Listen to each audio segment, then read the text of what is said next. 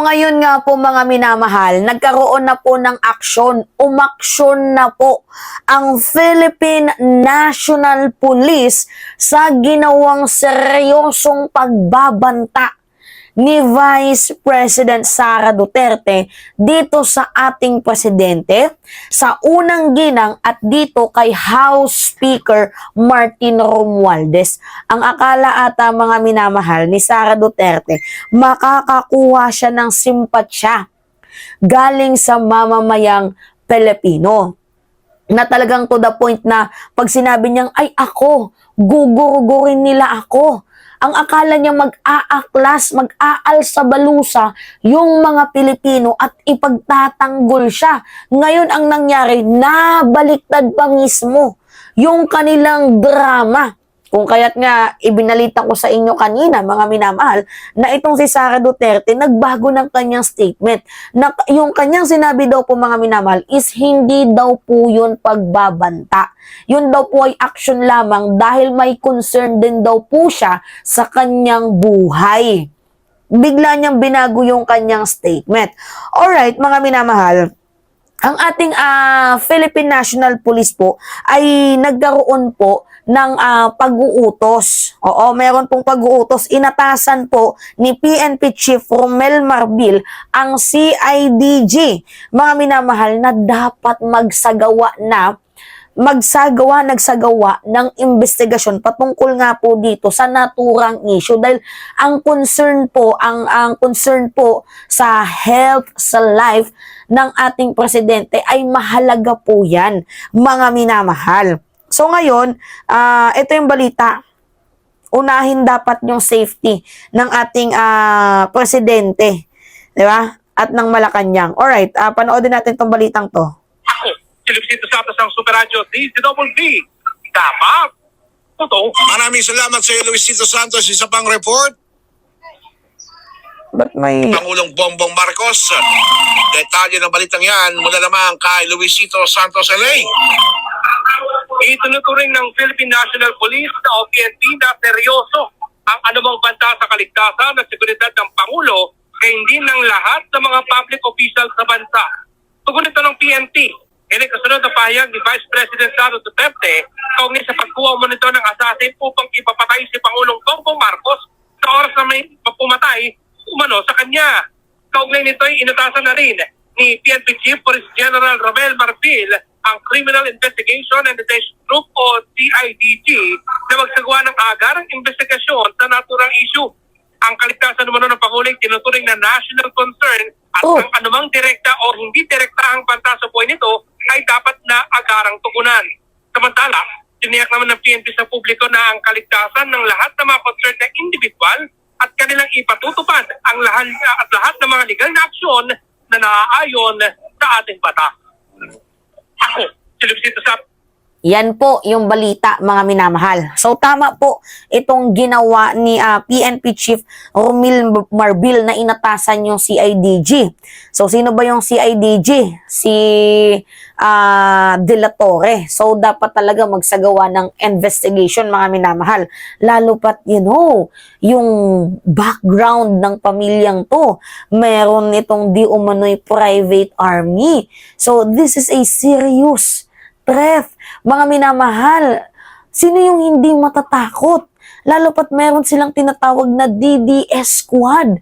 So, sa ginawang aksyon ni Sara Duterte, mga minamahal, nakitaan natin ang butas na parang tila baga pinapatunayan ng ating vice-presidente na she is one of the member of Davao Model, whereas kung galit siya sa kahit na sino, napakadali, accessible, napaka-easy na mag-hire ng gunmen, 'di ba? Ng killers para matigibumbum yung kanilang mga kalaban sa politika. Actually, mga minamahal, naawa talaga ako sa nagiging action ngayon ni Sara Duterte kasi nang dahil sa kanya siguro, I think pagiging desperada na to, mga minamahal, nawawala na yung kanyang pagiging makatao. Lalo pa ulitin ko sa inyo, she is a lawyer.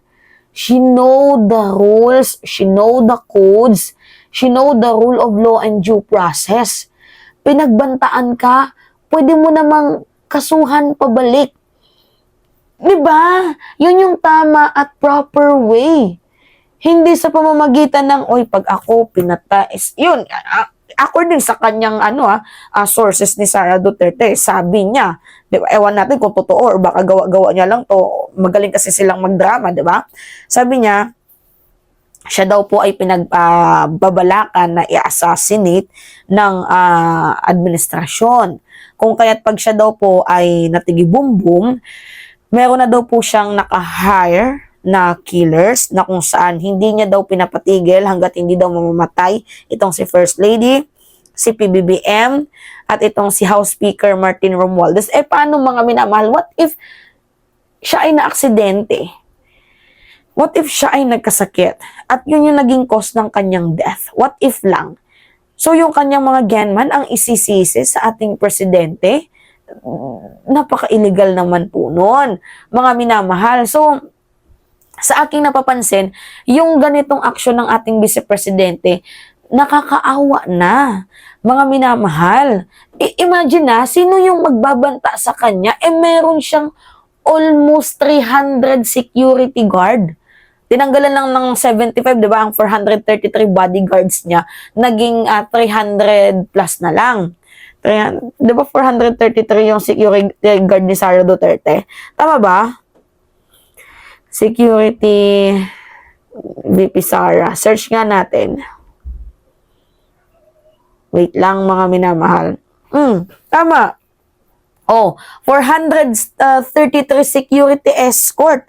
Yung meron si Sara Duterte na nabawasan niya ng 75.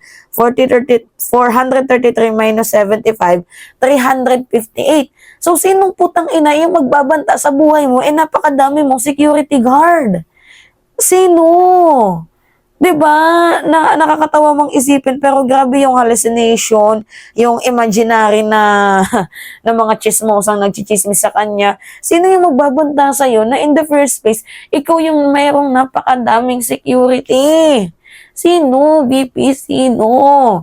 Nakakaawa ka na sa kinikilos mong yan.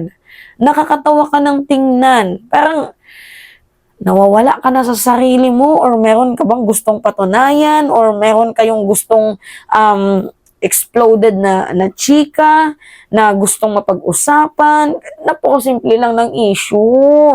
Sagutin mo na lang sino si Mary Grace Piatos, sino si Cocoy Villamin, saan napunta yung kaban ng pera ng bayan. Kasi malinaw na yun, mga minamahal, na grounds for impeachment or else inunahan niya ng maggalit-galitan. Pwedeng ganon, di ba? Galit-galitan para masabi na siya ay ginigipit, iniipit, ganyan. Palabasin na siya ay kina-character assassinate. In the first place, we do not need to do that. Na i-character assassinate ka dahil in the first place, ikaw yung sumisira ng pangalan mo. Diba? Ikaw yung gumagawa ng kilos para masira yung reputation na pinangangalagaan ng pamilya mo. Sa mga kilos mo, ikaw yung gumagawa. Kami lang yung nag-e-expose. Biruin mo, may bagyo. Pumupunta ka doon sa Germany para manood ng concert. Imbes na sagutin yung issue mo. Diba? O, dito naman sa confidential funds, yung 125 million noong 2022, imbes na sagutin saan napunta ang issue mo. Nagpa-press con ka, itatapon mo sa West Philippine Sea. Itong si former President Ferdinand Edralin Marcos Sr. Diba? Napaka-violente ng mga kinikilos ninyo. Hindi ba kayo nahihiya sa pangalan ninyo? Hindi ka ba nahihiya sa kinikilos mo? Ikaw yung nagdadala ng ikababagsak din ng pangalan mo. Kami lang yung naggagrado sa'yo. Diba? Ito, I think, another diversionary tactics to or panlilito sa taong bayan. Yan po talaga yung aking nakikita, mga minamahal. Walang iba. Panlilito sa taong bayan. Ang tanong, meron pa ba kayong nauuto? Kasi mulat na yung taong bayan. Well, kung sa bagay, meron pa din a little bit kasi nag-hire sila ng mga trolls. Ma-effort yung kanilang mga trolls, mga minamahal. Pero, imbis na makagain sila ng sympathy. Hindi eh. Sila yung nalugmok. To the point, mga minamahal, na si Sara Duterte, need niya nang bawiin yung kanyang statement. Diba? Alright. Yan po mga minamahal. Anyway, it's me again, si Mima Alicia nyo, at nagbabalik ulit para sa ating panibagong video.